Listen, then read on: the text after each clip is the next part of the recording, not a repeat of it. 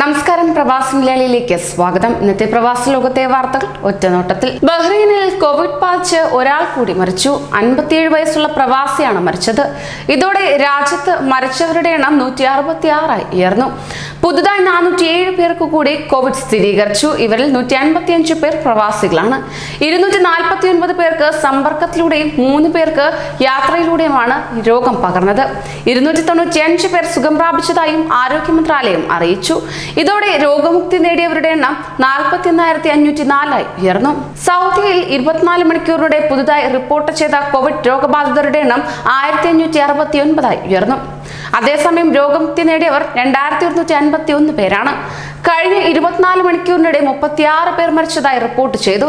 ഇതിനോടകം തന്നെ കോവിഡ് ബാധിച്ച് മരിച്ചത് 3269 പേരാണ്. ആകെ രോഗബാധിതർ 2,93,037 പേരാണ്. ഇതിൽ 2,57,269 പേർക്ക് രോഗമുക്തരായിട്ടുമുണ്ട്. നിലവിൽ ചികിത്സയിലുള്ളത് 32,499 പേരാണ്. ഇവരിൽ 1,823 പേരുടെ നില ഗുരുതരമാണ്. സൗദി ആരോഗ്യ മന്ത്രാലയം പ്രതിദിന റിപ്പോർട്ടിലാണ് ഇക്കാര്യം വ്യക്തമാക്കിയത്. ഒമാനിൽ 24 മണിക്കൂറിനിടെ 6 പേർ കൂടി കോവിഡ് ബാധിച്ച് മരിച്ചു. ഇതോടെ രാജ്യത്തെ ആകെ കോവിഡ് മരണങ്ങൾ 539 ഇന്ന് 249 പേർക്കാണ് പുതുതായി വൈറസ് ബാധ സ്ഥിരീകരിച്ചത്.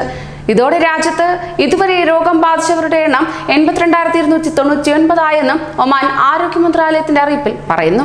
അതേസമയം 352 പേർക്ക് കഴിഞ്ഞ 24 മണിക്കൂറിനിടെ രോഗം ഭേദമാവുകയും ചെയ്തു. ഇതോടെ രോഗം ഭേദമായവരുടെ എണ്ണം 77,072 ഉയർന്നു. കുവൈറ്റിൽ 717 പേർക്ക് കൂടി കോവിഡ് സ്ഥിരീകരിച്ചു. ഇതുവരെ 73,785 പേർക്കാണ് വൈറസ് ബാധിച്ചത്. ബുധനാഴ്ച 731 പേർ ഉൾപ്പെടെ 60,451 പേർ രോഗമുക്തി നേടി. 3 പേർ കൂടി മരിച്ചതോടെ രാജ്യത്തെ കോവിഡ് മരണം 489 ഉയർന്നു.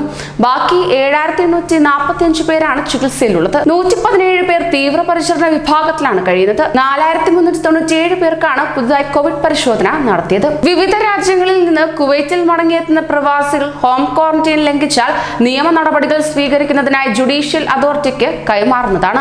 ആരോഗ്യ മന്ത്രാലയമാണ് ഇക്കാര്യം അറിയിച്ചത്. ക്വാറന്റൈൻ ലംഘിക്കുന്നവർക്ക് 3 മാസത്തിൽ കൂടാത്ത ജയിൽ ശിക്ഷയും 5,000 ദിനാർ പിഴയും അല്ലെങ്കിൽ ഇവ രണ്ടിൽ ഏതെങ്കിലും ഒന്ന് മാത്രമായിട്ടായിരിക്കും ശിക്ഷ നൽകുന്നത്. നഗരപ്രാന്തത്തിലുള്ള റിയാദ് സിറ്റി പാർപ്പിട സമുച്ചയത്തിലുള്ള കോർട്ട്യാർഡ് മാൾ റീറ്റെയിൽ സ്ഥാപനങ്ങളുടെ നടത്തിപ്പ് ചുമതല ലുലു ഗ്രൂപ്പിന്. ഇത് സംബന്ധിച്ച് ദീർഘകാല കരാറിൽ അബുദാബി സർക്കാർ കമ്പനിയായ മോഡേൺ പ്രോപ്പർട്ടീസും ലുലു ഗ്രൂപ്പും തമ്മിൽ ഒപ്പുവച്ചു.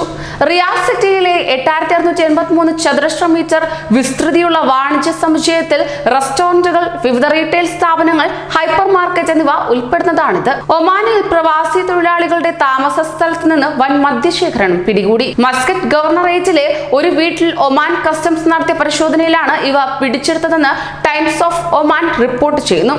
വിലായത്തിൽ പ്രവാസി തൊഴിലാളികൾ താമസിച്ചിരുന്ന സ്ഥലത്ത് ഒമാൻ കസ്റ്റംസിലെ ഇൻവെസ്റ്റിഗേഷൻ ആൻഡ് റിസ്ക് അസസ്മെന്റ് വിഭാഗമാണ് പരിശോധന നടത്തിയത്. വന്ദേ ഭാരത് മിഷൻ പദ്ധതിയുടെ ഭാഗമായി ദുബായിൽ നിന്ന് തിരുവനന്തപുരത്തേക്കുള്ള എയർ ഇന്ത്യ എക്സ്പ്രസ് വിമാനം 13 മണിക്കൂറിലേറെയായി പറന്നില്ല. സ്ത്രീകളും കുട്ടികളും അടക്കമുള്ള സന്ദർശക വിസക്കാരും വിസ റദ്ദാക്കി പോകുന്നവരും വിമാനത്താവളത്തിനകത്ത് തന്നെ കുടുങ്ങി. ബാക്കിയുള്ള യാത്രക്കാർ ഹോട്ടലിൽ താമസ സൗകര്യം നൽകിയിട്ടുമുണ്ട്. തങ്ങൾക്ക് എയർ ഇന്ത്യ എക്സ്പ്രസ് അധികൃതർ ഭക്ഷണം നൽകിയതായി വിമാനത്താവളത്തിലുള്ള യാത്രക്കാരിലൊരാളായ തിരുവനന്തപുരം സ്വദേശി ശ്രാവൺ പറയുകയുണ്ടായി. IC അനുമതിയില്ലാതെ തന്നെ താമസ വിസയുള്ള ഇന്ത്യക്കാർക്ക് UAE-യിലേക്ക് മടങ്ങാൻ അനുവാദം ലഭിച്ചു തുടങ്ങി. UAE-entry.ica.gov.ae എന്ന വെബ്സൈറ്റിൽ കയറി വിസയുടെ സാധുത സ്വയം പരിശോധിക്കാൻ സംവിധാനം ഒരുക്കിയിട്ടുണ്ട്. പാസ്പോർട്ട് നമ്പർ, എമിറേറ്റ്സ് ID വിവരം, പൗരത്വം എന്നിവ സംബന്ധിച്ച വിവരങ്ങൾ രേഖപ്പെടുത്തിയാൽ UAE-യിലേക്ക് മടങ്ങാൻ യോഗ്യതയുണ്ടെങ്കിൽ അക്കാര്യം ഉടൻ സ്ക്രീനിൽ തെളിയും. വിമാന ടിക്കറ്റ് എടുക്കാമെന്ന അറിയിപ്പും സൈറ്റിൽ നിന്ന് ലഭ്യമായിരിക്കും. കോവിഡ് പശ്ചാത്തലത്തിൽ വിദേശ രാജ്യങ്ങളിൽ ചികിത്സ തേടുന്നതിന് UAE ഏർപ്പെടുത്തിയ വിലക്ക് നീട്ടുകയുണ്ടായി. UAE-യിൽ ചികിത്സ ലഭ്യമല്ലാത്തതും അടിയന്തര ചികിത്സ ആവശ്യമുള്ള കേസുകളിൽ മെഡിക്കൽ ബോർഡ് പരിശോധിച്ച ശേഷം പ്രത്യേക അനുമതി നൽകുന്നതായിരിക്കും. വിദേശത്ത് അടിയന്തര ചികിത്സ ആവശ്യമുള്ളവർ ടാം ഓൺലൈൻ സർവീസ് മുഖേന അപേക്ഷിച്ച് അനുമതി തേടണമെന്ന് ആരോഗ്യ വിഭാഗം അറിയിച്ചു. വിശദവിവരങ്ങൾക്ക് 8001717 എന്ന ടോൾ ഫ്രീ നമ്പറിലോ 0241755555 എന്ന നമ്പറിലോ ബന്ധപ്പെടാവുന്നതാണ്. കൂടുതൽ പ്രവാസി വാർത്തകൾക്കായി ഈ ചാനൽ സബ്സ്ക്രൈബ് ചെയ്യൂ.